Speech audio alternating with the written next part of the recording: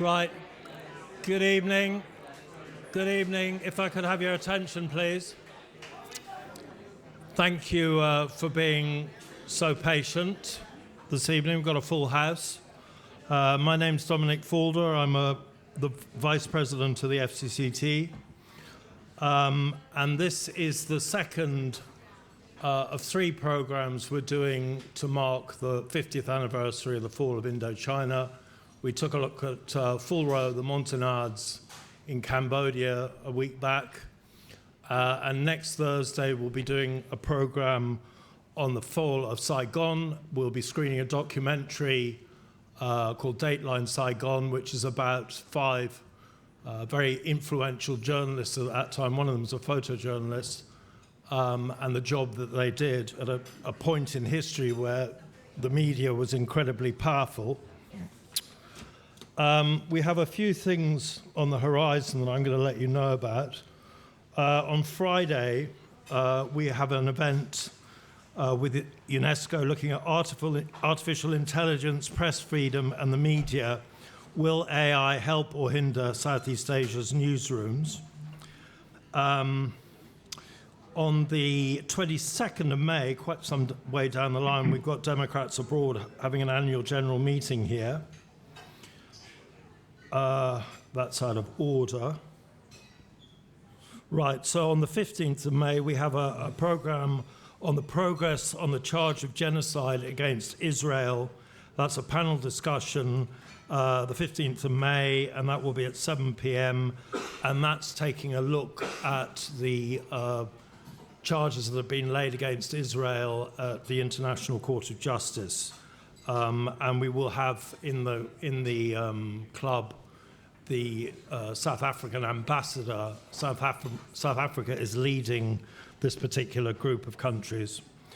And then what else have we got?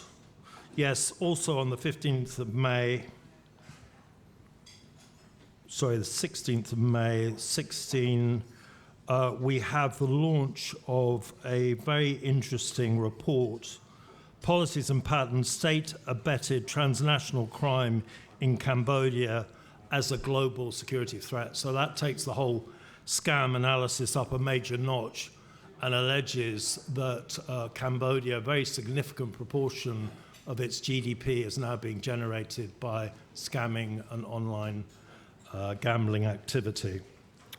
And then one final thing, we have Roland's wonderful pictures of the fall of Phnom Penh up on the wall at the moment. They will stay up until the 22nd of this month and be replaced by an exhibition of workers, put upon workers, slave labor basically, that will run for the following month. So on that happy note, can we bring up Jon Swain in London just to check that he's there and not leave him alone? I'm here. There he is. So Jon Swain, as everybody must know, is a very distinguished, retired British correspondent, worked for the Sunday Times for many years. He's the author of, I've got it here actually.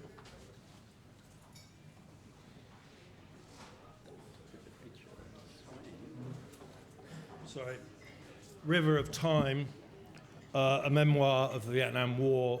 This is a classic book by any standard. In fact, there are two books relating to what we're going to be discussing tonight. The second one is The Gate by Francois Bizot. If you've never read these, highly recommended. There's also Year Zero by Francois Ponchot. I think I pronounced that correctly. John, great incident in his early career was being locked up in the French embassy, and that is portrayed in The Killing Fields, the Oscar-winning film. He's one of the four journalists in that. He got locked up with me in the Strand Hotel in Rangoon in 1988, so he makes a habit of this sort of thing. But he barely escaped with his life in East Timor. It's one of the most horrendous stories of journalists being attacked in the late 1990s. So, John, we'll come back to you.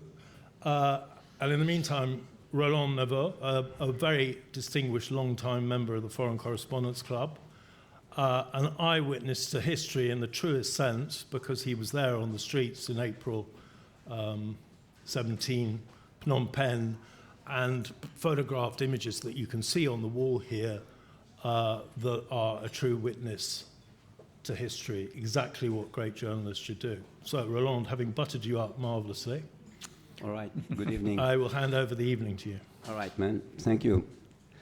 Just to and this man, John. Hello there, Roland. In fact, Good I to see you. would say that I didn't know much John at the time because he was one of the, prima donnas, journalists over there. And I was one of the, the younger generation, the stringers, the freelancers, the one who are trying to really edge out on their peers. But anyway, we have become friends over time, and John is definitely an amazing person to me, and the book is really worth reading as well. And we really met, in fact, back in the early 80s on the border with I was trying to find a picture because we had a little foray inside the Ban Taprik area where the Khmer Rouge were having the camps back in, I think that was in 1981.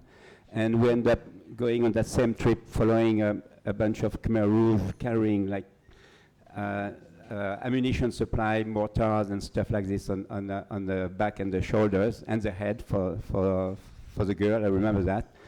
And after like about an hour, we had some cadre Khmer Rouge coming to us and wondering what we were doing over there, like free roaming into the forest.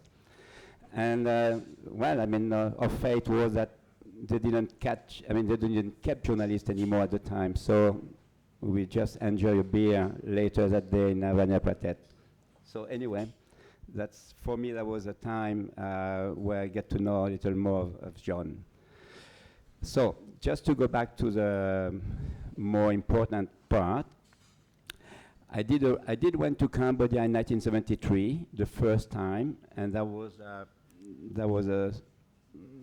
university summer holiday with a friend who had decided that if we want to know the world, if we want to find out what's happening in Indochina, is not only to go to the demonstration against the American in Paris and whatever. And at the time, I remember going to the Avenue Kléber, watching the pourparlers, which were happening between the Vietnamese and the American. And in 1973, I say, okay, let's go. We have to go to see what's happening in the field. And in fact, we decided to fly into Phnom Penh in the summer, and that was just 2 weeks before the end of the bombing, the B-52s. And all right, so I did stay at the time 5 weeks, which was enough to get acquainted with what is, trying to become a war photographer. And eventually I came back to France, and then to go forward in first week of March, after I'd done the army and all that stuff in France, I decided to go back, and with a feeling that I should stay until the story ends. And what's happened, it didn't take so much time, in fact, because it's just 1.5 months in Phnom Penh, to see the end. So anyway, during that time, I really did my first foray into being a frontline photographer and trying to understand what's happening and trying to see how you cover a war. So I was lucky in a sense that my picture went very quickly to a photo agency named Gamma, which was in Paris, and that was one of the biggies, for the photographers. But then the difficulty was to try to send your film out of Cambodia. You had to find some people, flying out of Cambodia to Paris, in fact, to get your films out. And just to go fast forward to the last week or last 10 days, I would say, we know we take picture and we cannot send the picture out only the wire service, AP, AFP, and some others, they have the service, to send a picture by belinograph. But for us, we had no opportunity, no chance. So you need to find somebody flying out of the country. And I do know some people could get the film out. I mean, on the day of the evacuation of the American, that was on the 5 days before the fall of Phnom Penh. So there was the last flight out of Cambodia, not the last flight, but basically, I mean, the last time journalists left.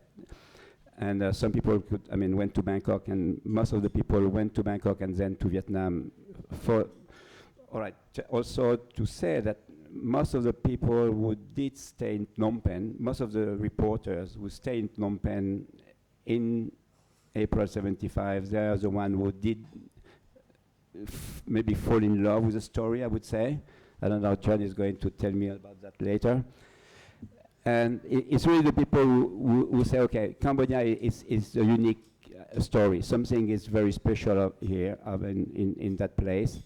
And also, there was this element that we didn't know what would happen with us, because the Khmer Rouge didn't have a great reputation by then already, for the news people. I mean, most of the correspondents and photographers who did run into their territory were killed, arrested and killed, and there was very few who could come back and really tell what's happened. So for us, staying there, there was a question mark. I mean, what are they going to do with us? We don't really know.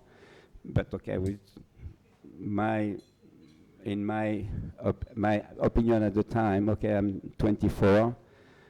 It doesn't really matter. I mean, if you don't try anything, you're not going to get anything. So we stay behind, and you need to witness the story to be able to move on. So,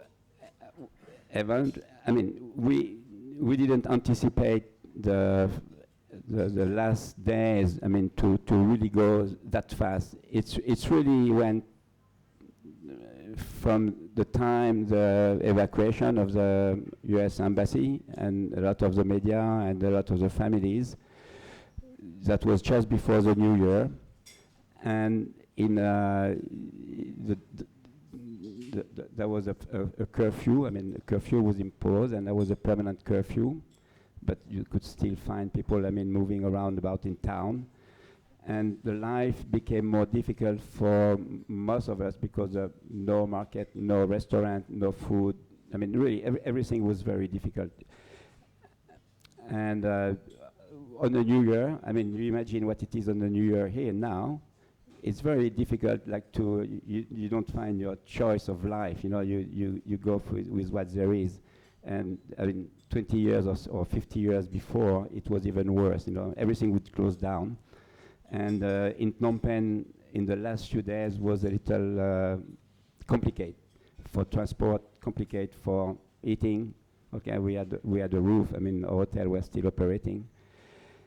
And when we didn't know if we were going to have a big fight or what. I mean, it's very easy now to look at the story, how it happened, but when we were there in the time, we had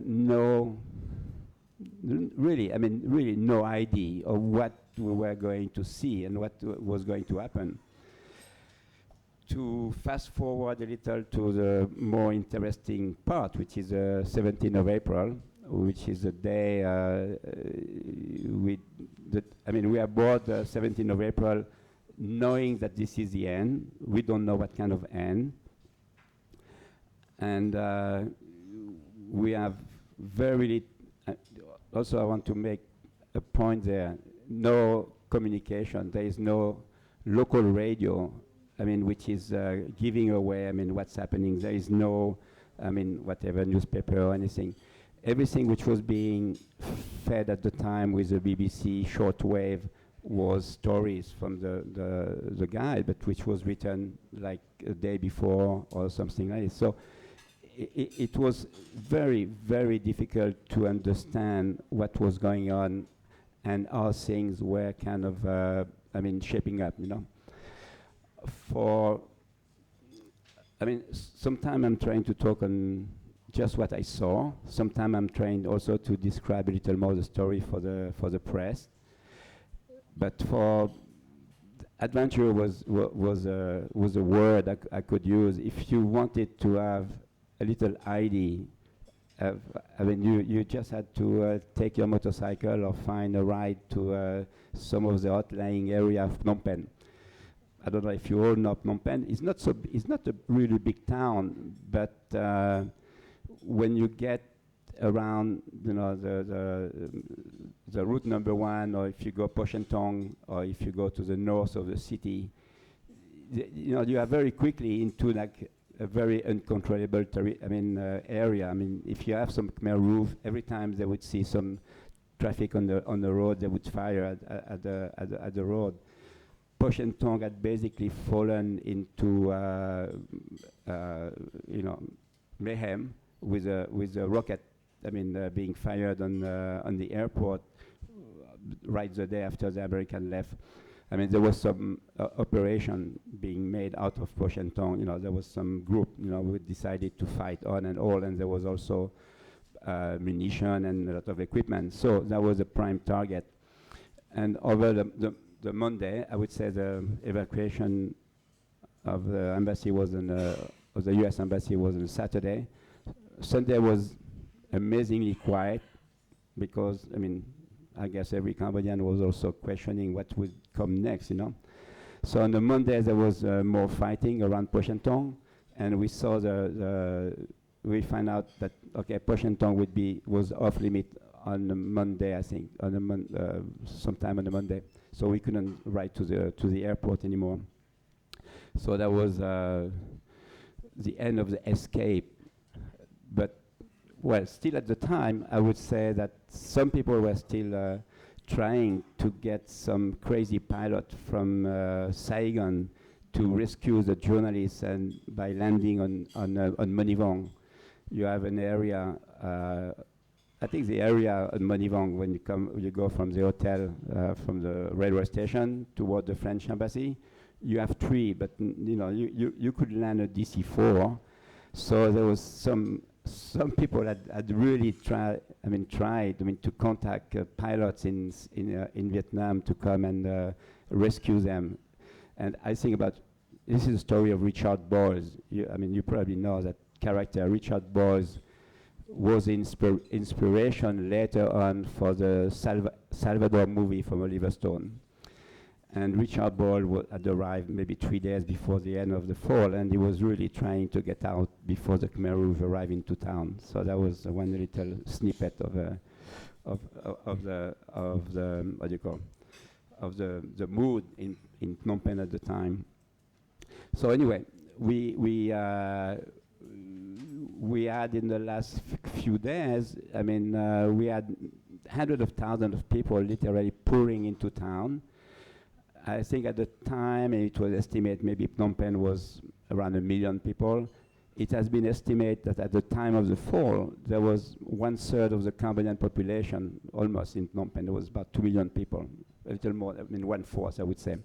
Because the fighting around the edge of town brought all those refugees. All the people had moved over the years, to the edge of town and around Pochentong and all those places. So they all moved into the center of Phnom Penh. So on the night of 16 to 17, I walk a little into the town toward the railway station and everything. There was people, trying to find a spot everywhere. So when on the morning of the 17th, on that night prior to the fall, I didn't sleep. Basically, I walk around town, trying to get the people walking and moving in the city. Then I went. I knew that the French embassy had put up to some of the French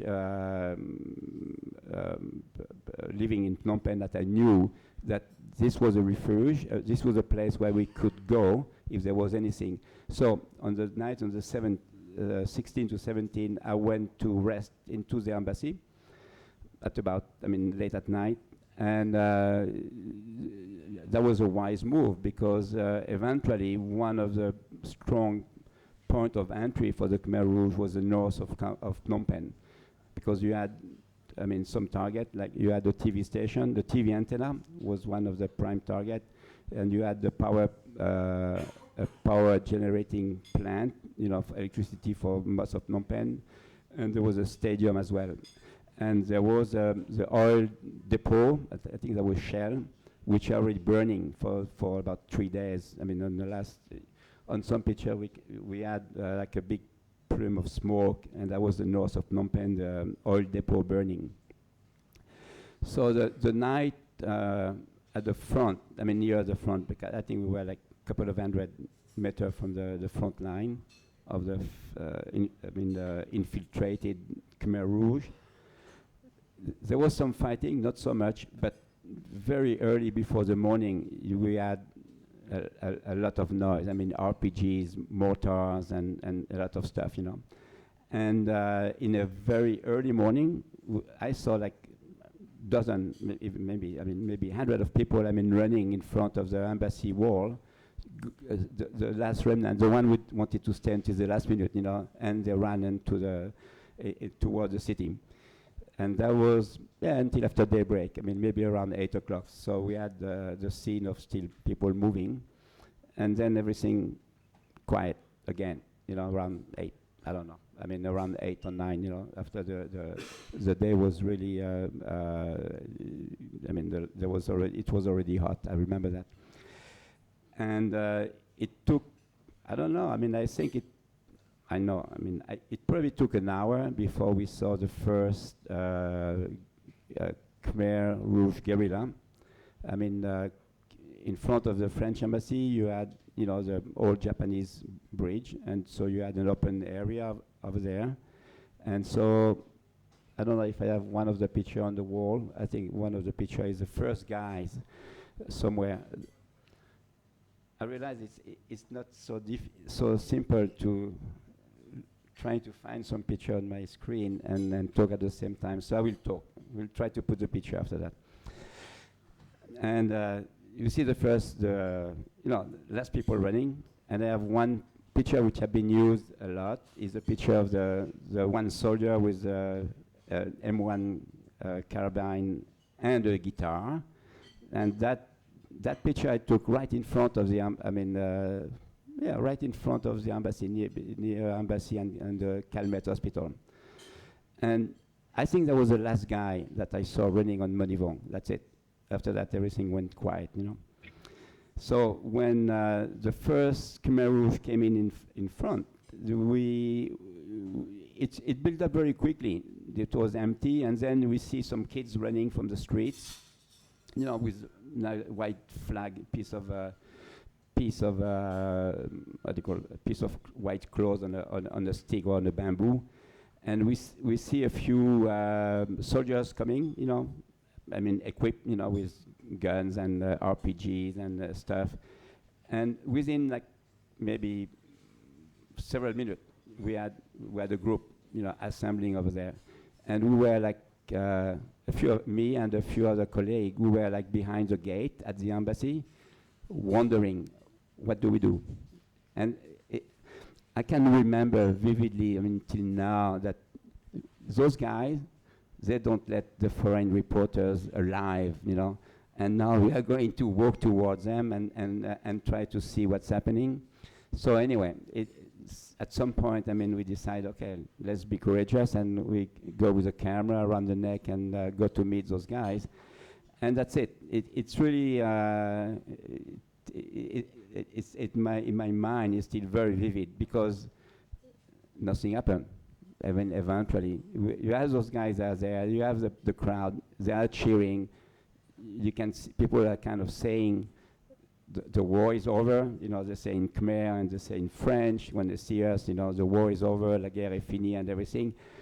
And there was the first scene that I really kind of got in front of my eyes was one soldier from the government, a London soldier, and a Khmer Rouge, and somebody around in a small group. They say, oh, they are from the same village, and they haven't met since the war, and here's a meet.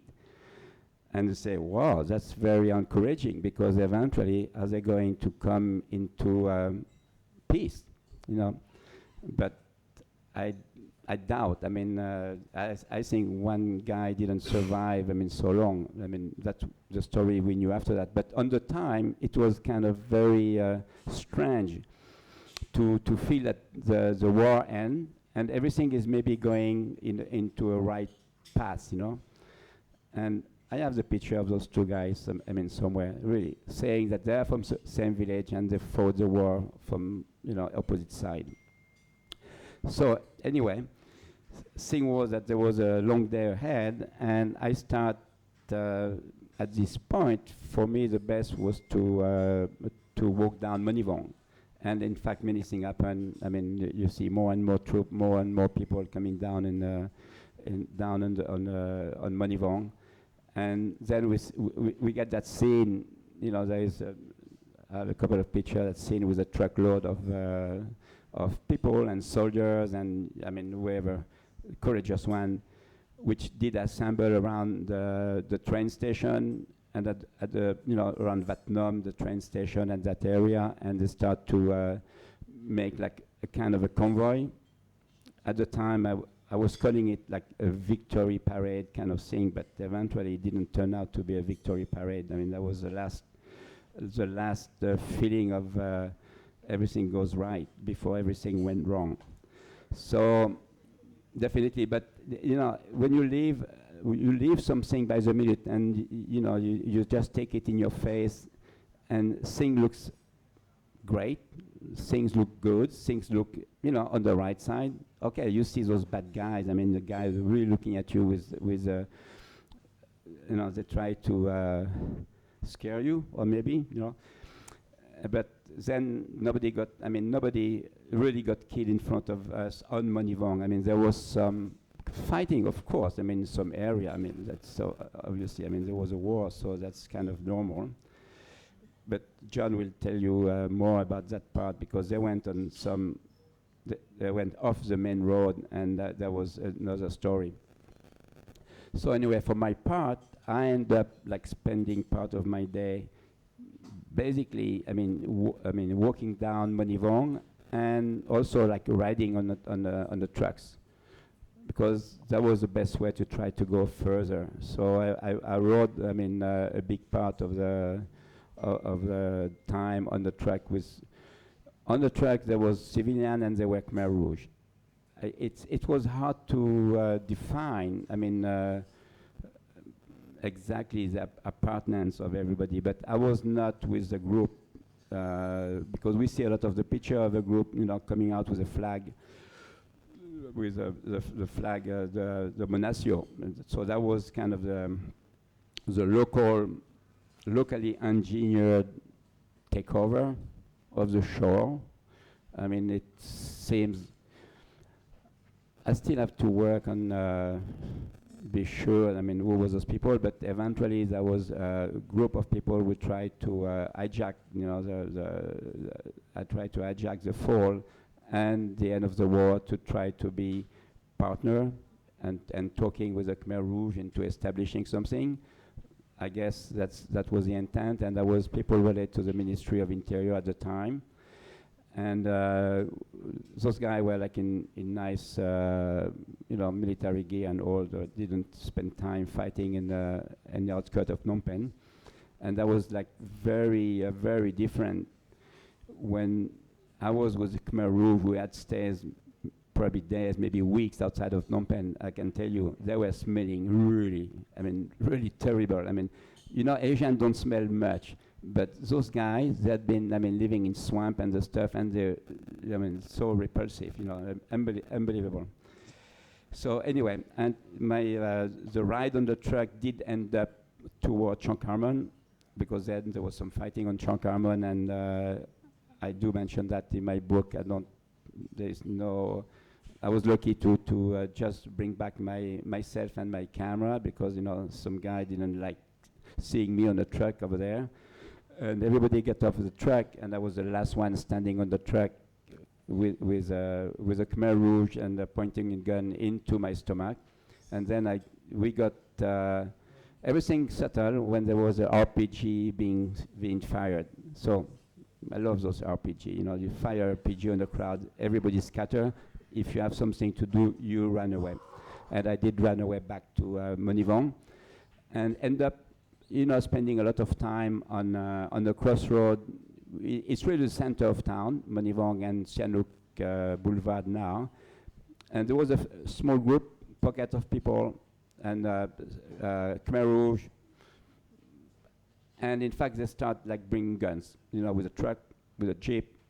And I saw a unit of the Khmer Army walking by. They were being marched, all unit, very, in rank and all.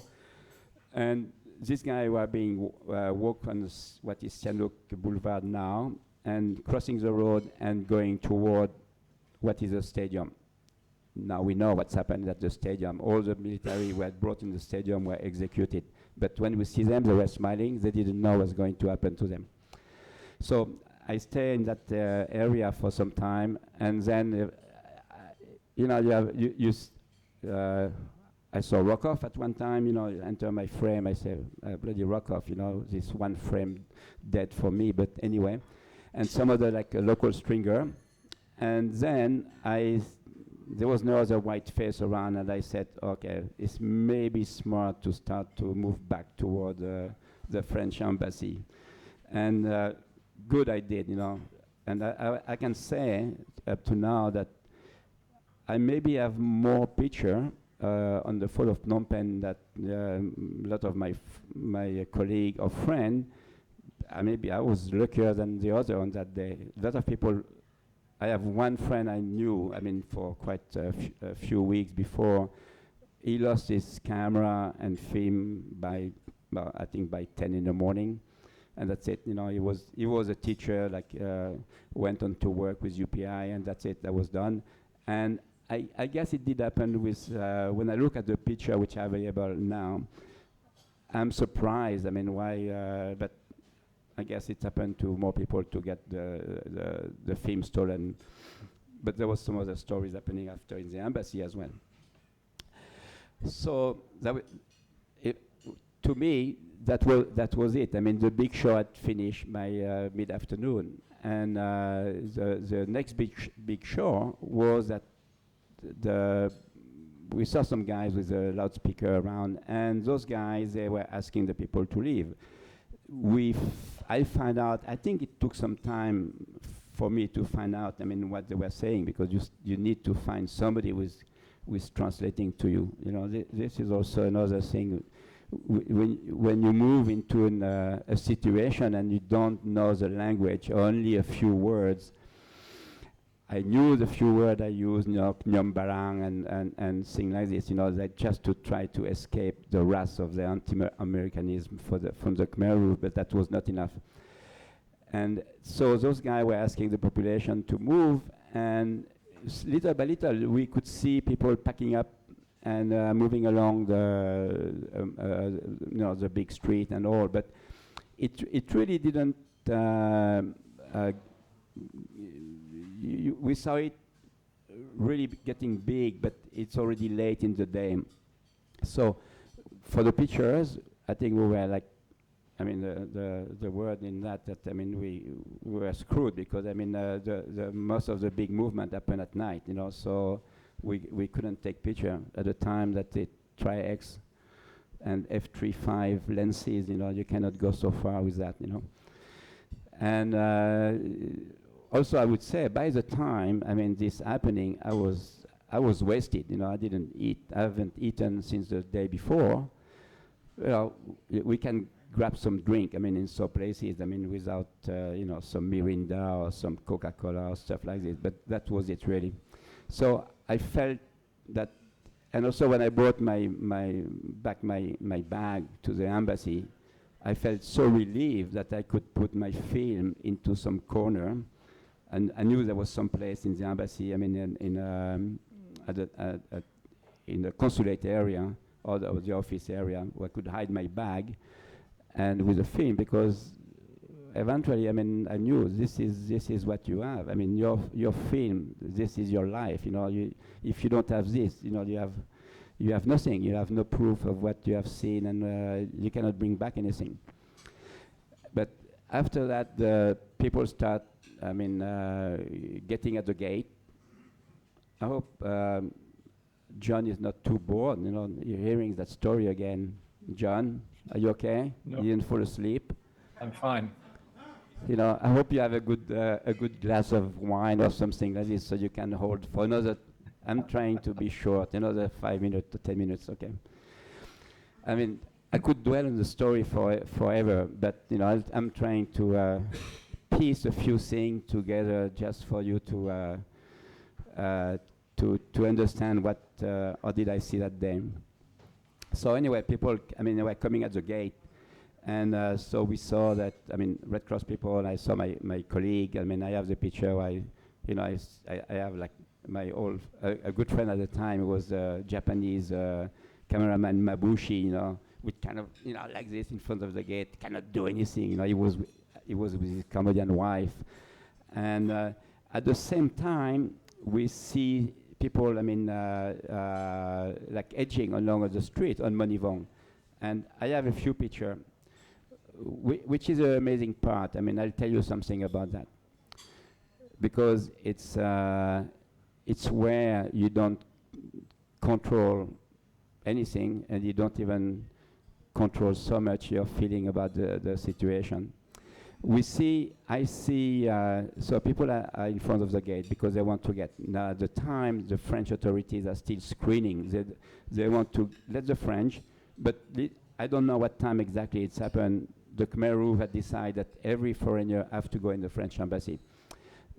So what we see in the end of the day, we have in front of the French embassy, we had a few guys, I mean, with a jeep uniform and everything. These are Khmer Rouge with cadre, and you understand that these are the guys who are running your neighborhood. So. And those people, they were watching what's happening in front of the embassy gate, and eventually they were the one to start to communicate with the people inside the embassy. I don't remember what time it started because I was more preoccupied with my trying to take some picture. So I took some picture at the gate and everything, but very quickly, I mean, we could understand. And maybe you will understand that when you are in some like very tense situation in conflict and everything, they don't like cameras. So this is one thing that you can perceive very quickly. If you are in the field and you have a camera, and you know that people start to look at you and you know, and they're fidgeting with a AK-47, it's not good. So then. The people in the embassy, they ask us, I mean, okay, we don't know what's happening, we don't know the situation, you guys stay out of the place, don't come with your camera, you know, somehow fuck off, you know, I mean, that's it. You are not welcome here because we don't want to make a situation which we don't know, we don't want to make it wrong. Knowing that the guy in front, they don't want to see the camera. So I kind of took a few pictures.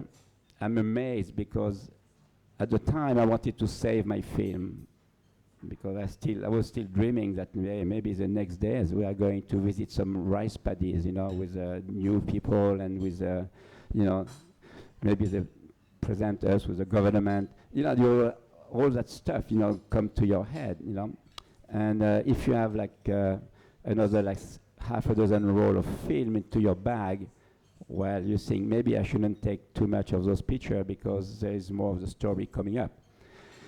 And so I took some pictures. In fact, I have 6 pictures in front of the gate. And on the last 2 pictures, you know, you can see it's a cart with people who are wounded on it, and these are the people who are getting evicted from the Calmette hospital, which is next door to the embassy. So I see those people, I mean, no, I mean, getting out of town, you know, and you know that they're not in shape. I mean, you have the doctor with the white garb, and so it doesn't look great and all. But at the same time, nobody wants to see your camera. So the point was, do I try to sneak out and try to get some of the image of that, knowing that it's getting to 5:30 or 6 p.m. where the light is going down and you cannot take a sharp picture. So I kind of decide to go and sit into our area. We have been assigned, I mean, the foreign, the press, whatever, whoever was having a camera or something like this, you know, get out and stay at the back of the embassy area compound, which is ambassador's residence, which was not open. And ambassador's residence was still air conditioned. So that's why, I mean, at the end of the day, I crashed at that area, and then that's it, you know. So you don't see what's happening in the beginning of evening.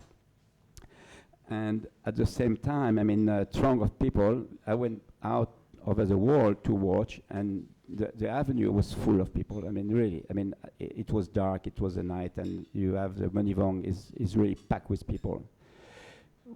I have one picture, which is sometimes misused, sorry to say that, but it's true, which I took the night before of a lot of people. I mean, it's Monivong, which is full of people. And so I've seen that picture being used, I mean, quite a few times, saying that, okay, that's the people living in Phnom Penh, but in fact it's not. That was the flux, you know, on the 16th at night, and before everything changed on the 17th. So that's pretty much it. I mean, all right, I'm going to tell you, next week I'm going to Phnom Penh, and they have an exhibition which is more centered around what's happened in the French embassy. There was a documentary being made which came out a few weeks ago, and with interview of people who were there, and pictures from, I mean, everyone who had a picture, including me and all. So this film is going to be shown in Phnom Penh, and we're going to talk about that more. I don't know yet if it's that part interests you or not. I mean, I do describe some of it in my book. I mean, we could talk a lot more about that. If you don't mind, I can keep talking. Dominic, what do you think? Or I can go to more convenient for me and also for you is to have question, because I could go and say more about the whole story, I mean, the way I see it. But we can go to Jon. I mean, yeah, I think we before. need to bring Jon in. It's been half an hour, so we can get to Jon. Have you got any pictures that you want to show quickly? Yeah, I mean, any highlights? I have picture, but I think it's not my computer. I should have. Okay, so no, I do realize.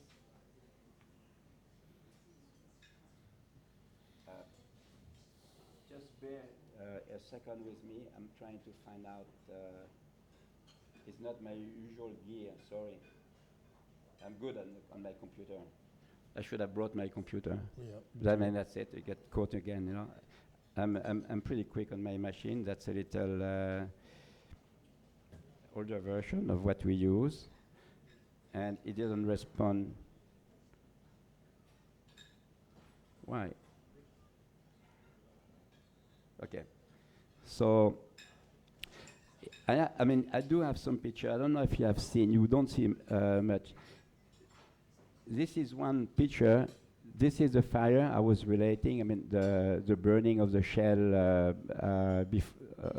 of the shell depot, oil depot in the north of Phnom Penh. Thing. This is a satellite picture. At the time, you know, satellite picture were done on film, right? So you know, they couldn't take so many pictures on a thing. So that's one little thing we don't see so much. You know, I think that's maybe still come from, I don't know, NASA or whatever. So escape that one, and there was another one, and this is a picture which was taken on the 17th. Just, I don't know if you ever seen, and in fact they are supposed to show the people moving out on the main avenue. So it's interesting because that's the two satellite picture, which were taken by the NASA, which I could find on over the internet over the years. I'm really trying to find, some stuff to try to explain and to show. So these are NASA satellite photos Yeah, of the evacuation of Phnom and that's on the Penh. day. Mm. So you had a bloated city of what, 2 to 3 million people, way over its normal size. So this is route number 1. So this is the main. Most of Phnom Penh is on the top left, and this is going toward. And here on the right is going toward route number 1, which is going to Vietnam. So because I think they sent people mostly. I had a chance to talk again when Angelina Jolie was shooting a movie. Don't kill. They killed my father. I work on the shooting of the film, and I remember we had a full day of shooting that scene in Battambang, and in fact, talking with Angelina, I said, "Did it look like the same day?" I said, "I didn't see so much on that day, because we were like being camped into the French embassy, so you couldn't really see what's happening." But there was the 3 main exit was like route number 1 here, the road towards the airport, Po Shen Tong and the airport, and the road toward the north. So you had 2, like road number 4, and then you had across the Tonle Sap, you have another road over there. So that was only like 4 or 5, exit point, because at some, they had put checkpoint, of course, And sorry, and these satellite pictures were not released immediately. No. They didn't I don't know appear when they were until released. years later, This right? is secret defense. Yeah. Secret, that's the defense kind of thing. But so. Okay, so why don't we bring Jon in at this stage? Jon, are you there? Yes, I'm here. Yep. We'd like Hello, to see Dr. you, but that's not your... I didn't bore you too much. There he is, voila. Not at all. Not as very good to see. Wish I was there in person with you. No. It's a little vengeance because I remember in Bayeux I let you talk first and you talked so much I had no time. Because after that they told us, you have 10 minutes It's your each. turn, Roland. And Jon is gone, and then half an hour after he still have stories, And then I say, I'm the last one, I'm fuck, Right, you've got your revenge on Jon for Bayeux. So that's it. Yeah, So, absolutely. Jon, just you take us back to that day, April 17th. What was your experience of it? I know it's in the book, but a lot of people haven't heard it in the room. Well, just to explain, first of all, Dominique, I arrived in Phnom Penh on the day after the American evacuation on the Saturday before the fall of Phnom Penh, which was on a Thursday. I arrived in Phnom Penh on the last flight in from Bangkok on a plane which was flown by an American pilot. It was an Air Cambodge flight, passenger airline, 4-engined Dakota. But we flew in on 3 engines because 1 engine didn't work. And we landed at Po Shen Tong Airport under fire on the Sunday, the 12th of April. He was flying into Phnom Penh to pick up his girlfriend, and I managed to get on board his plane. So that's how I got into Phnom Penh. And to explain that I covered the war in Cambodia from the very beginning, almost the very beginning. I arrived in 1970 when the war started, and so I was very keen, not really from a journalistic point of view, from a personal point of view, because I love the country and its people, to having been there at the beginning, I wanted to be there at the end. So that's why I flew in on the last flight, not knowing what would happen. So there was a certain risk attached to it, but I was determined to be there. So I then teamed up with the journalists some of the journalists who were already in Phnom Penh, who had stayed behind, and on April the 17th, where we'd spent almost the night of all myself and Sidney Shanberg from the New York Times had spent most of the night of April the 16th or 17th, in the telex office of the Phnom Penh post office, sending our last dispatches by telex machines, as you did in those days. It was a very sad night because the telex operator heard that his wife and daughter had been killed by Khmer Rouge shell fire, and so he just got up and had to leave, and we sort of averted our eyes. We didn't know quite what to say to him, poor fellow. Then we went back to the hotel Phnom, where we were all staying, the journalists, most of the journalists were staying, which was a neutral zone declared by the International Red Cross, and had a little snooze. And then we got up in the morning of the 17th of April and heard that the Khmer Rouge were arriving to take the city. So then we carried on, Sydney, myself, and Al Rockoff, freelance photographer, American freelance photographer, doing our job, seeing what was happening. And at a certain point, about 11 o'clock in the morning, when things seemed fairly peaceful, we went to the military hospital in Phnom Penh, the Preket Malaya. It's a journalist's habit to visit hospitals in a war zone because you get so many good stories of the tragedy of war by visiting hospitals. So we visited this hospital, and it was hell on earth, actually, because no doctors had been there for a couple of days because they were looking after their families as the city fell. And so it was stuffed full of wounded soldiers and civilians as well. The corridor was covered with dead bodies and wounded people who weren't being cared for. There was so much blood on the ground in the corridor which we visited that a hospital worker was actually using a brush to sweep it down the corridor into the lift shaft, and it flowed down. So we were confronted by this horrible scene, and we spent probably 20 minutes there seeing all that, and then we came out into the courtyard in the sunlight, and just as we did that, a squad of very young Khmer Rouge guerrillas arrived through the gate and saw us and became very, very hostile. We were Americans, we were white, and took us prisoner, putting pistols to our head, AK-47s into our belly, and shouting at us, and they put us into a captured armored personnel carrier into the back, and Sydney's wonderful interpreter, Pran, was told by the Khmer Rouge not to join us because he said they said we're just taking away the foreigners. You're a Cambodian, you go. And he realized that without him to argue our case, we were going to be executed. We couldn't survive.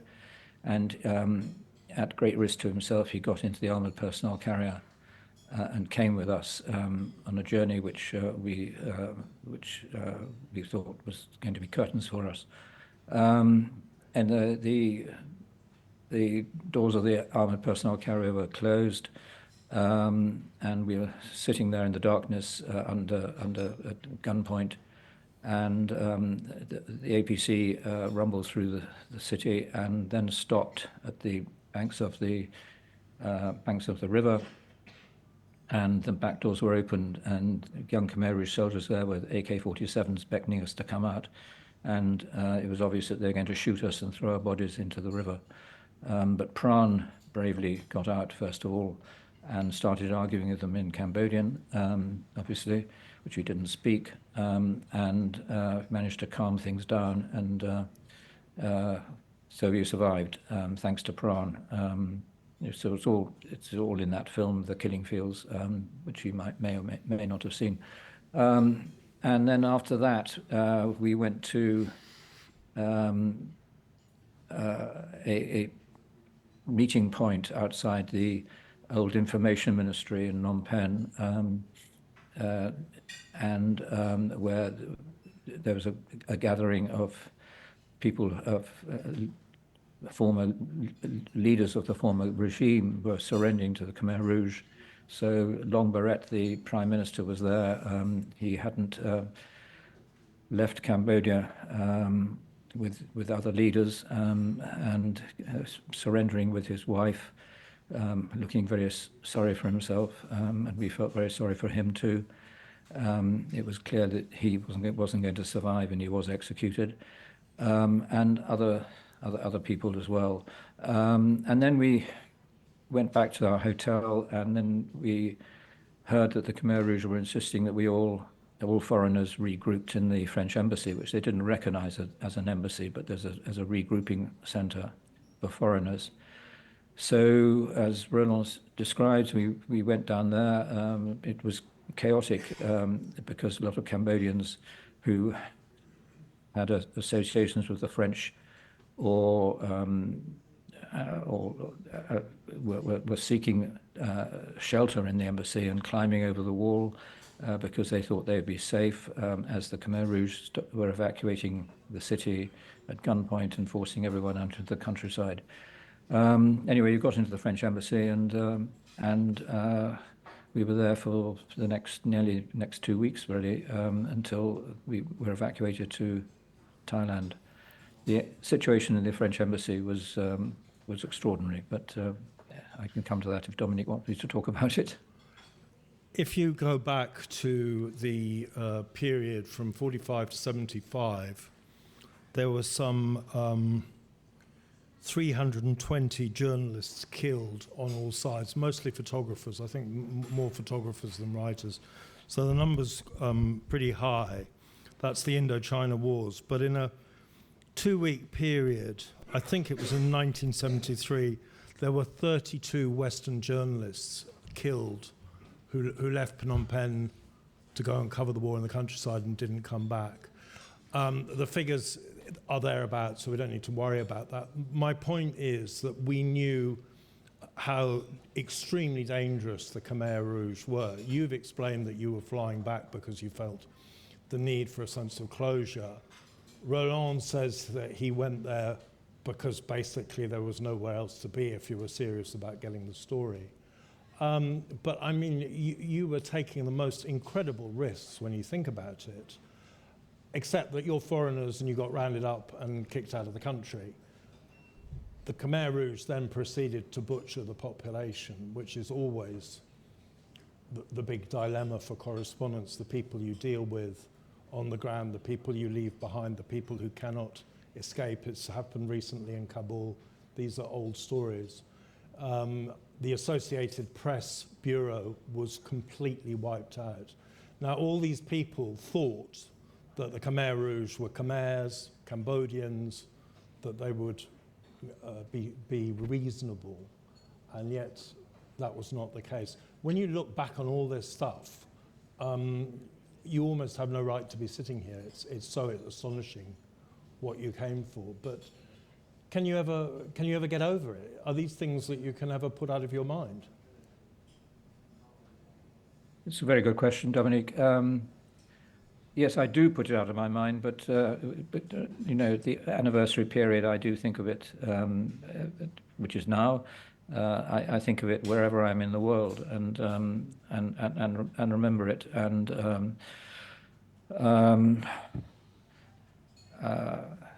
it's just it obviously what happened dims with age, but some of it comes back quite starkly. And when I go back to Cambodia, which I do from time to time, I revisit in a rather morbid way the French embassy. I revisit the spot on the on the Tonle Sap River, in fact, where myself and Sydney and Al were going to be executed. I make a little pilgrimage, personally, and some other places as well. You talk about the journalists who were killed in Cambodia, but in an 8-week period in 1970 when I was there, more than 20 journalists were captured or killed by the Khmer Rouge in an 8-week period, which was about a third of the size of the press corps at that point, which leaving the terrible things that are happening in Gaza at the moment, hundreds of journalists who've been Palestinians, or nearly 200 who've been killed. It was the highest death toll of journalists anywhere in modern times.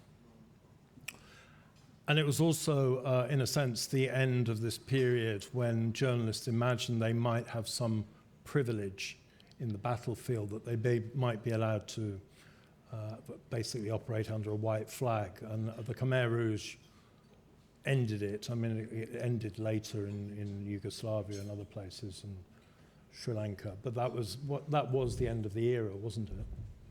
Well, I think it's important to realize. I think that we Western journalists. I speak about Western journalists, obviously, but writing for Western newspapers or Western television. But there were Asian journalists and foreign journalists who were also captured and killed. But we were in a way very privileged tourists in another person's country. For all the horror of the war, we were there in Cambodia and doing our thing, and we had the ability, by and large, to leave when we wanted to, and if it was too dangerous or there are other places to go to, we just left. But of course, our Cambodian colleagues who had to stay behind because their family was there. It was their country, and what happened, it affected them.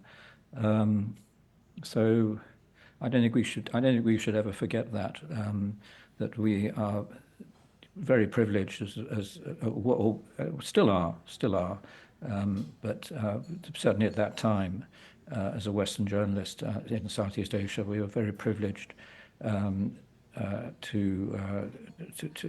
be there. Of course, it did change with the Khmer Rouge. Was the moment that the Khmer Rouge, I think they were killing journalists not because they were journalists, but because they were Westerners. Yeah. And that there is a distinction there. The moment that we were going to be executed on the day of the fall of Phnom Penh by the Khmer Rouge was not because we were journalists, but because we were Westerners, because we were Americans, or they thought we were Americans. And Pran saved our lives by arguing that we were in fact journalists and we were there to cover their victory. Most of the perception of what happened in Cambodia comes through the film, the Hollywood blockbuster, The Killing Fields, which was made in 1984. A lot of journalists in the room know that Al Rockoff never liked the film. We don't need to go into that. But Jon, do you feel that it was an accurate depiction of what was going on, that those images that came out of the killing fields, of the evacuation of Phnom Penh, the hospital scenes, the huge drama, do you think it was an accurate presentation, and why was it so important?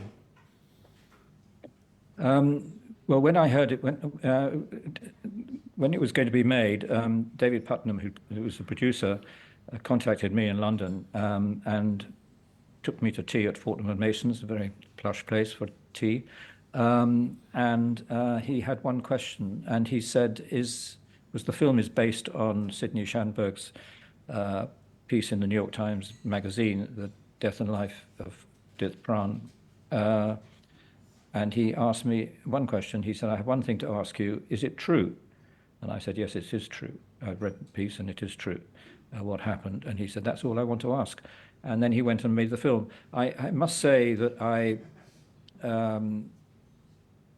when it was being made, and I was obviously in London, it was still very real for me, and I wondered how Hollywood would be able to make a film. I worried it was going to be just a Hollywood movie of the type that Hollywood had been making about the Vietnam War, which was so much about the Americans and not about the people of Vietnam and the suffering they were also going through.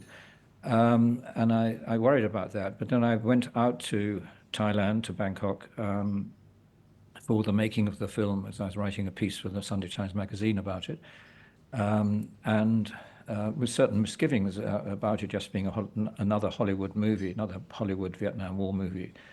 And I arrived in Bangkok and went round to where it was being filmed, and they were filming the horrific scene that I've described in the military hospital in Phnom Penh, Prayakat Nalea Hospital, where there were dead and dying lying in the corridors and covered in blood. And the blood was so thick that it was so runny that it was being sloshed down the lift shaft. And they were reenacting that, and I walked in, and there was a corridor exactly as I described, reenacted by Thai extras, lying there motionless, caked in what looked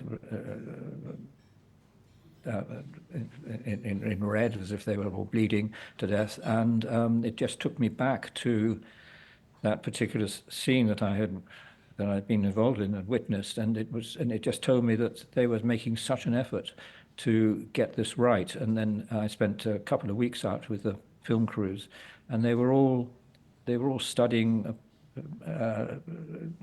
newspaper cuttings and about Cambodia and the war. So they were very, very much involved in trying to get it right. And Roland Neveu, the director particularly, who still goes back to Cambodia, is involved with the country, and others who are involved go back. And so I readjusted my opinion, and I think it is a very good film, and a very real film. And it is such a pleasure to have.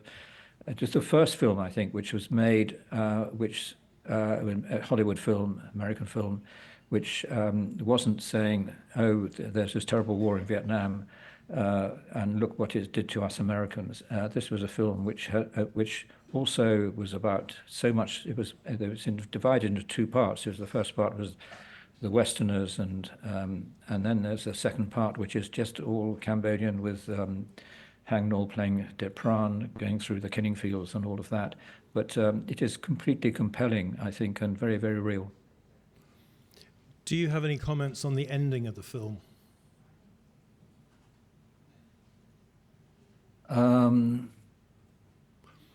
I think the ending of the film is it is a bit Hollywoodian, with the song at the end. And all of that, but it is real. I mean, it's actually how it happened. With that, Sydney and Pran running into each other's arms and embracing each other, a reunion. And Sydney had, he spent the last all the years, the 4 years, nearly 4 years after the fall of Phnom Penh, when Pran since Pran had left the embassy, and trying to find out whether he's alive or dead, and he was devoted to him, and they were devoted to each other. And Sydney was, when Pran died in 2008, I think, Sydney was at his deathbed. Right, we have a microphone in the middle of the room, so if you'd like to ask a question. Ask a question. Can we have a PNP on the screen? Have what? Picture in picture. Of which? Of what? There you go. Because I have some picture of the filming of the killing filming, field. right. So if we, okay. But if we could have kept John and put some of the picture from the killing field, which have been interesting. Ooh. What's happened here?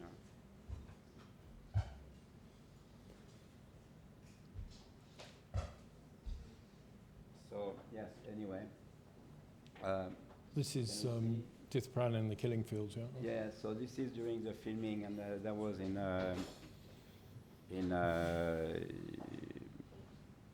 Chaham, in fact, yeah. But, okay, I have a few.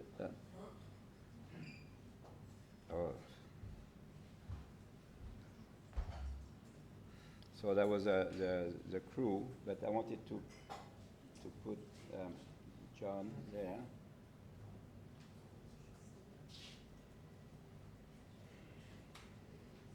All right, so here's a scene at the hospital. That was shot, in fact, on the hospital in Rama 4. So It's the Bangkok Christian Hospital, isn't it? On Silom. yeah, no, this is the Red Cross Hospital. Okay, they used more than one then. Yeah, the old one, the old building, and yeah, they did. That was okay. That was really gory.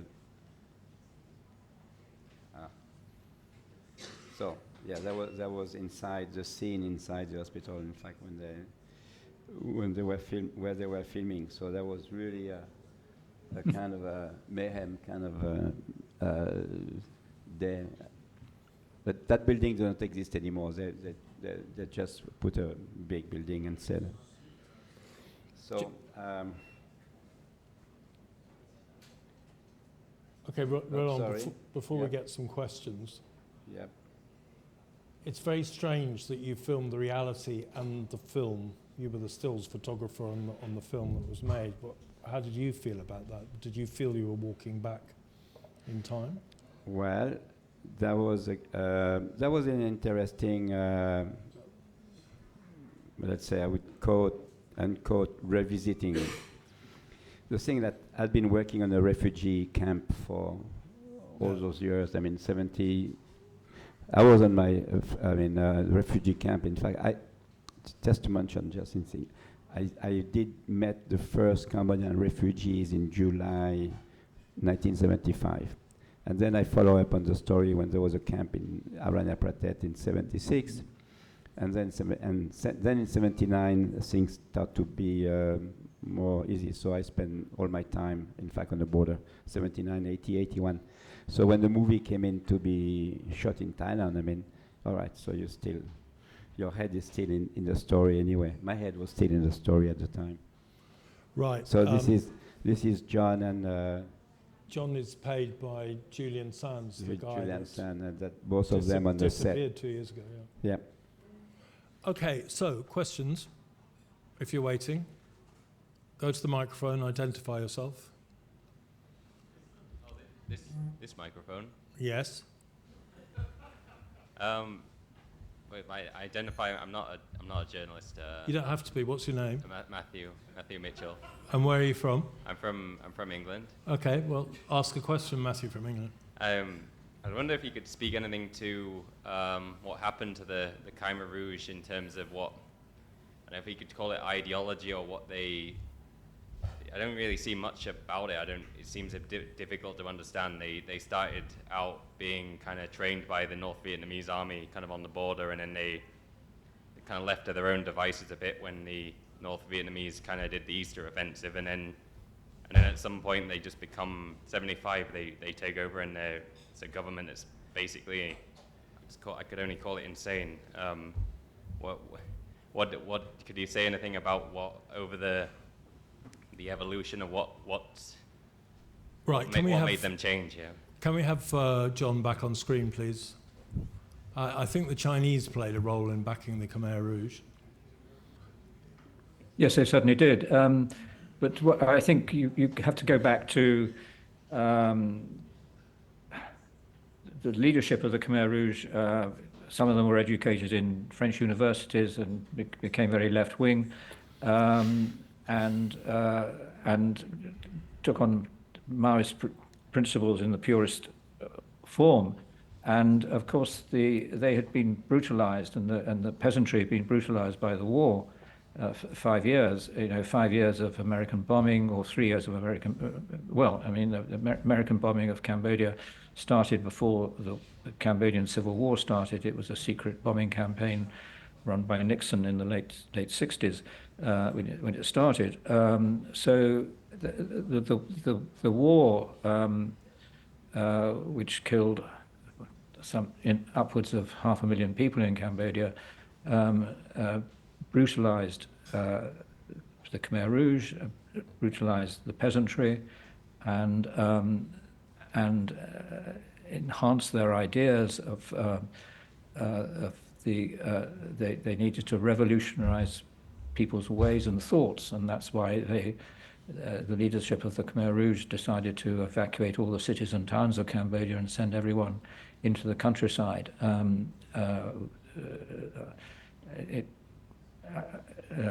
To revolutionize their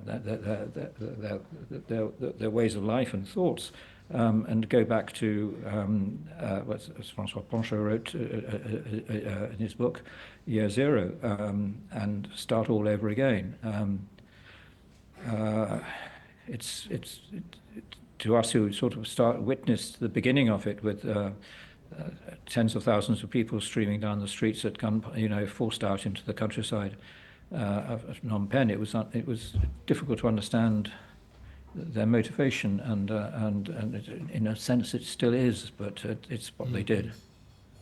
And of course it wasn't just the Khmer Rouge. There was Prince Norodom Sihanouk, the great broadcaster after Lon Nol kicked him out of power in 1970. So it was a very complicated movement coming through the countryside. And Sihanouk never realized who Pol Pot was. He didn't know who led the Khmer Rouge. It was all a big mystery. Anyway, another question, please. Hi there. Jerry Flynn from Mongabay. Until very recently, I was reporting for the last 5 years from Cambodia, rather unceremoniously PNG'd at the start of this year. However, so I wanted to ask to get your thoughts on how the history of the Khmer Rouge and the genocide has been weaponized by the CPP currently. We see the ruling party has consistently sort of threatened a return to war if you were to vote for anyone but them. They have the whole thank peace, Akun Santapip slogans outside the airport, everywhere. And so I just wanted to understand what you guys feel about the weaponization of the history that you lived through and saw. John, do you feel you can answer that? Well, I'm not sure I can answer it fully, particularly since I'm here in London in a way. But no, I think it's a very autocratic regime in Cambodia, and it's hypocritical in the sense that Hun Sen, he's not formally there in power, but he's a former Khmer Rouge himself. I suppose he's argued that he was on the sort of, in quotes, good side of the Khmer Rouge, and didn't take part in what became a genocide in the same way. But it's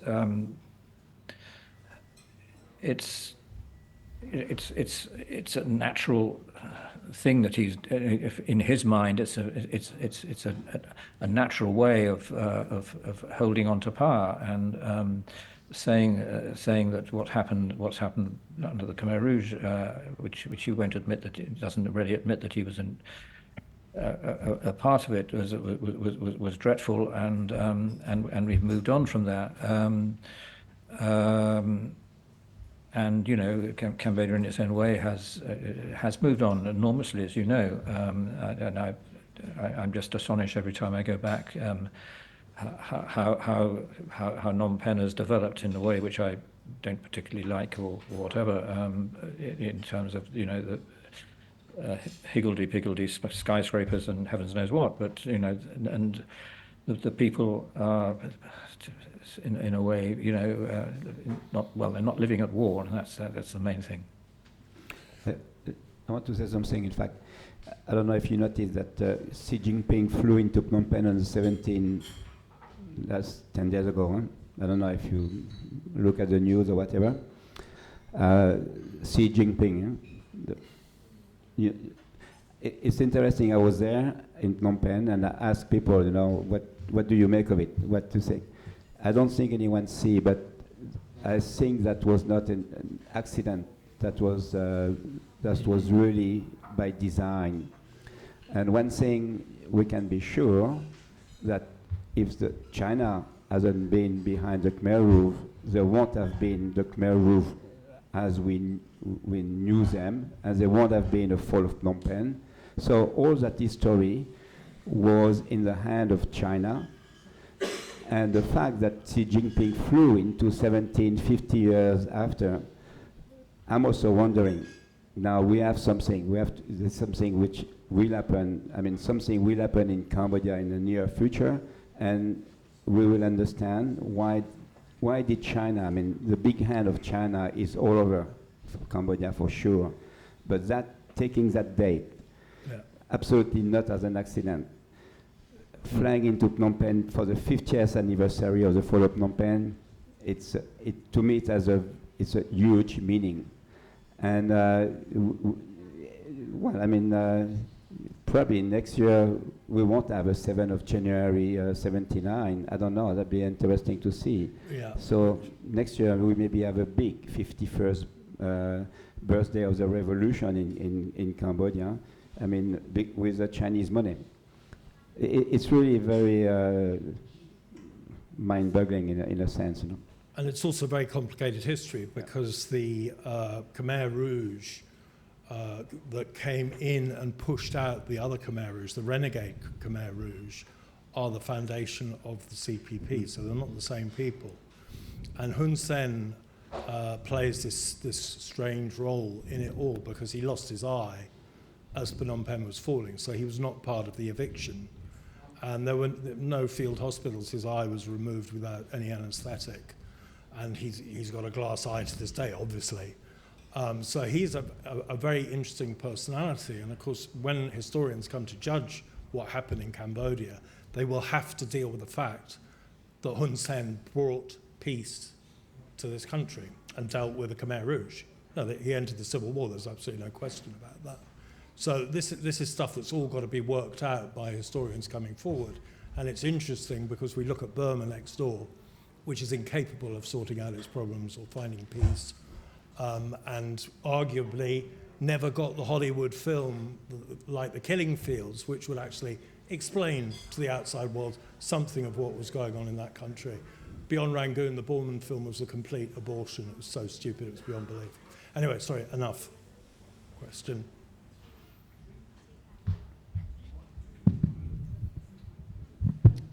Hello. Just a question for you. Bear with me here. This was suggested by an AP News. Who are you? Oh. Introduce yourself and then carry on. That's my apologies. I'm Leighton and I'm from Australia and I am a student, so okay, I don't have good. a profession. So this is a question that was asked by an AP News reporter. And I just wanted to edit it a little and send it off to you two with your professional opinion on this. So for some context, today Vietnam is out in the streets with a military parade celebrating the end of Indochina. However, also today, about 7 minutes ago actually, if you check your phones, Ukraine announced it would sign the minerals resource deal in exchange for peace, and is actively moving to ratify it in Parliament. This deal, and as many, including me, would consider it a slight bit of an exploitation of Ukraine. This deal, combined with the heavy tariffs on all countries, heavily targeting Vietnam, is showing that the US is not a reliable ally. Vietnam, during the celebrations today, showed their growing anger towards the West, which was expected, but more importantly, Chinese soldiers made up a large amount of the parade. The question asked by this journalist, and now through me, is if Vietnam relations with the US continue to sour and even possibly break, this would isolate Vietnam from any allies outside of China. And China, who has recently emphasized an expansionist policy, has territorial disputes with Vietnam, especially in the South Chinese Sea.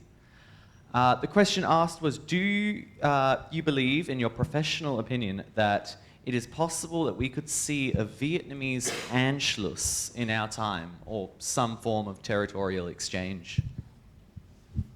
Apologies, that was a long question. Thank So you. exchange with who? May I answer? Okay, I if you mean, can. I want to answer. All right. I think we came in to try to talk a little about the fall of Phnom Penh and that thing.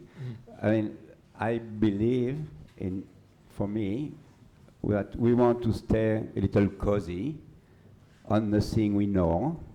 We're not going to try to make, international policy or talking about things which is here.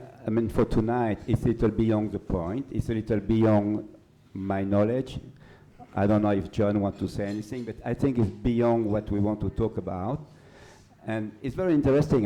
It's great to have all those questions, but it's to try to put it in front of a set of people who will be keen, to go into that, trading on that kind of stuff. It's too vast, it's too complicated, and for me, it's not really,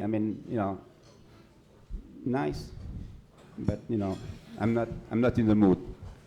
Okay, John, in the bigger picture, what we discussed about Xi Jinping landing in Phnom Penh on the 17th of April, in the full knowledge that that was the 50th anniversary of the entrance, the Khmer Rouge, into Phnom Penh.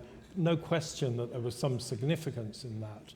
What do you think Xi Jinping wanted to point out? Was it that the Americans are fickle, that they are not to be depended on? We just mentioned Saigon, which is happening today. We're behind the schedule because of the FCCT calendar. Kabul, a disastrous exit. Was that the Chinese purpose? Certainly it was the greatest humiliation. The Sirik Matak letter to Ambassador Gunter Dean saying, how could you do this? My big mistake was to trust the Americans. It is a very topical issue. I agree with you, Dominic, and I think that it's the visit was intended to achieve that aim and to enhance China's superiority in that part of the world, and particularly in Cambodia, where the Chinese have a naval base and all of that. Trump's tariffs. The tariffs on Vietnam and Cambodia are obscenely high, and he's backrolled a bit. But it would destroy so much in Cambodia. The garment industry, on which many Cambodians depend, would be emasculated if these tariffs came in, for example. So I think he's given a great gift to China, and Xi Jinping is exploiting that.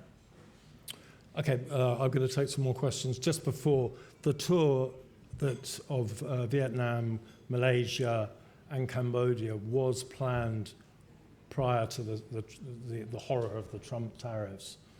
months, according to the Chinese, but they nevertheless would have been aware of the significance of that day. They couldn't possibly not have been. And it was planned. I mean, the person behind it was a Chinese ambassador in Phnom Penh, who is part of the, how do you call that? The Wolf pack. The wolf pack. Yeah. This is the inner circle of Xi Jinping. So there was the message was huge, and we haven't seen the result yet. But I don't know. It's really open to large anticipation. Okay, I can see two questions. Good evening. Thank you, Mr. Swain and Mr. Neveu, for presenting today and sharing your experiences. My name is Marissa. I'm a member of the club and a data engineer, and I'm interested in history, rhyming, and sorts. Mr.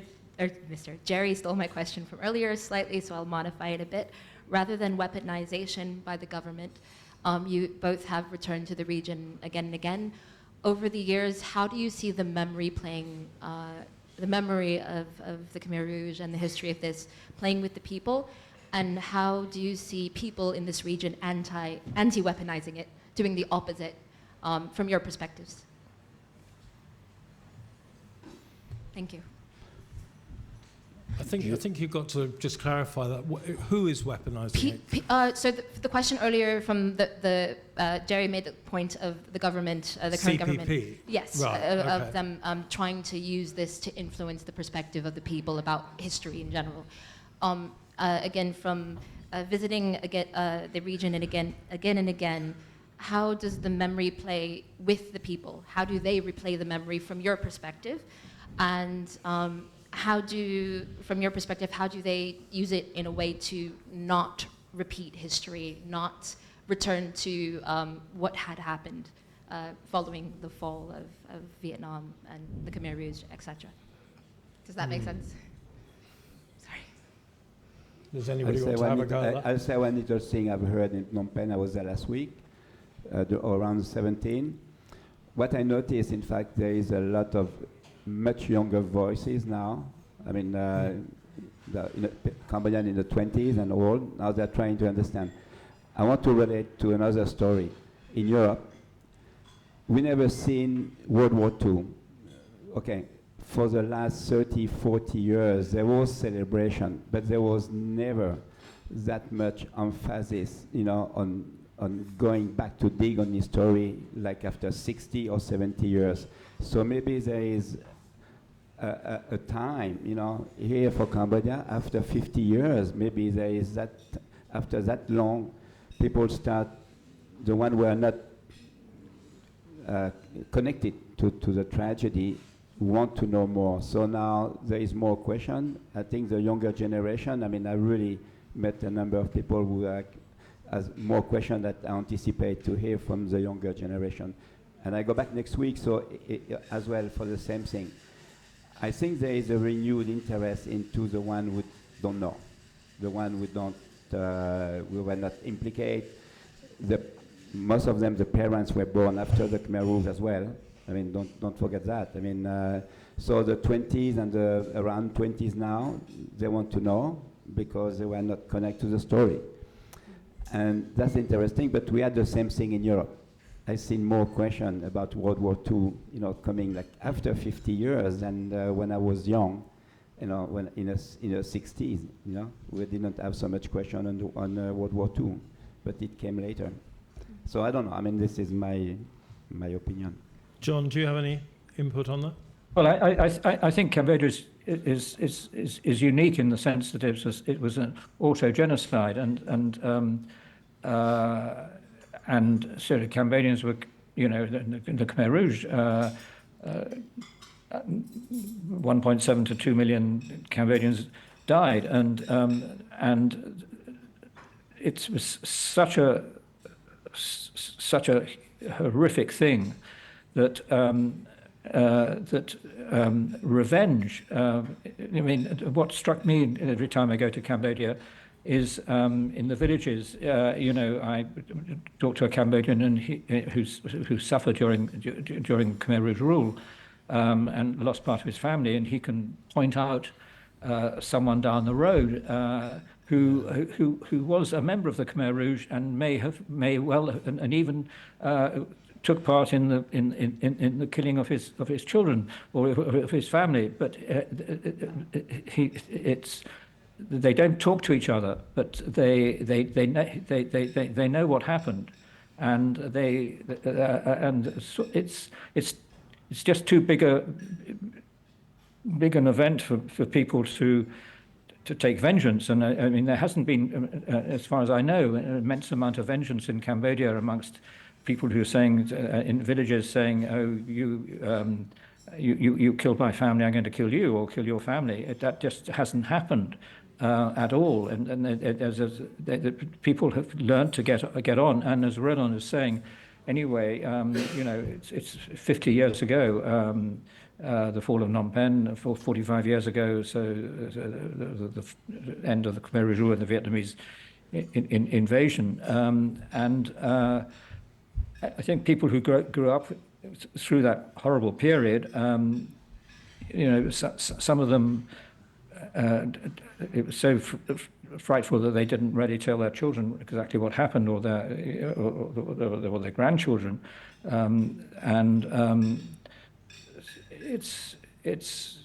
I think the young people of Cambodia, they've moved on really, and so it's very much there, but it's also a little bit distant. Yeah. So I think the figures are half the population of Cambodia is under 25, so they have no memory whatsoever of that period. Paul. But same now, I mean, there is more and more information coming onto the social media about the story, so it also gives, more room for people to talk about it, among themselves. And I mean, I got plenty of questions. I mean, I was there for 3 days. I cannot believe, how many people came and asked me questions, and all the comment on Facebook and Instagram and everything. I was kind of surprised. So at the same time, we do have element of answer, but we do have a platform for people to go and, anonymously ask you, what do you think, and this and this and this. That didn't happen, 10 years ago. So we definitely feel that there is some change in the attitude. Paul, last question. Good evening. Paul Risley, friend of the club. A question for Jon and for Roland.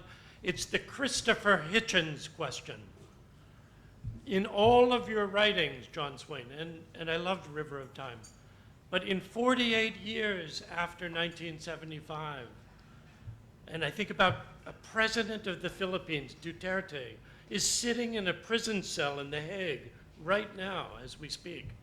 And I think about Slobodan Milosevic. I think about even General Pinochet sat on a tarmac in London, I believe it was, under the question of being caught.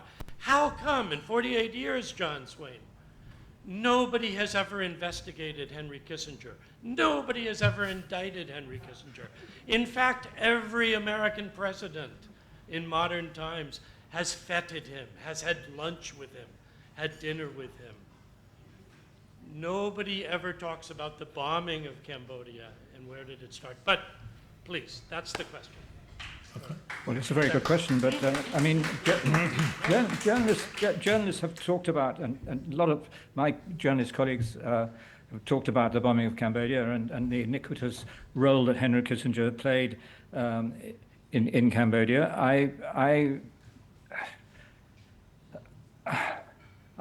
cannot answer for the International Criminal Court at the time that Kissinger was alive, why it didn't investigate him. Now, anyway, the court is fairly emasculated, sadly, and it's difficult to see how it can go forward with the prosecution of Putin and Netanyahu, for example. It had its moment, and I hope it's going to have its moment again, but I'm not sure that is the case at the moment. Roland? I guess John put a good answer.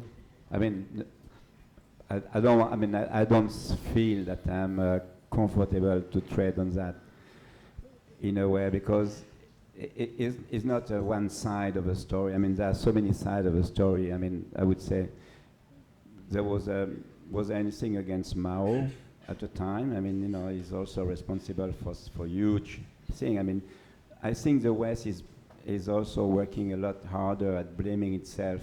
You know, the self-blaming of the West is out proportionate with, you know, in regard to the rest of the planet, you know, and what's happened in, I mean, at least in my life, you know. So, well, that's it. I mean, I don't want to elaborate. Yeah, and only 3 Khmer Rouge were actually found guilty at the extraordinary chambers that were convened this century to judge them, and only 5 were put forward. And one of the pressures that was coming from Hun Sen's government was to keep it limited. People would say, because he was a Khmer Rouge, but because basically they didn't want to open up these wounds again. They'd managed to get the Khmer Rouge to defect into the army, which was quite a remarkable feat. And they were worried that if they went lower down in the hierarchy and started putting these people on trial, the whole thing might open up again. That's one of the arguments. Anyway, look, John, it's wonderful to see you, and thank you for being so patient with us. When are you coming out here? Certainly in the next few months. I can't. Are give you a date. aware that you have a film to promote forthcoming? River no. of Time. River of Time is being in production, is it not? River of Time? A film is being made of it, is it not? Of my book, you mean? Yeah. Is it? Oh, I see. It's being discussed. Huh? It is being discussed, yeah. Oh, it's only It a is in discussion level. discussion. I thought it got further. No, the script has been written by Lawrence Osborne, who's a very good You got paid British for the author. script yet? Lives in Bangkok. Do you get the right paid yet?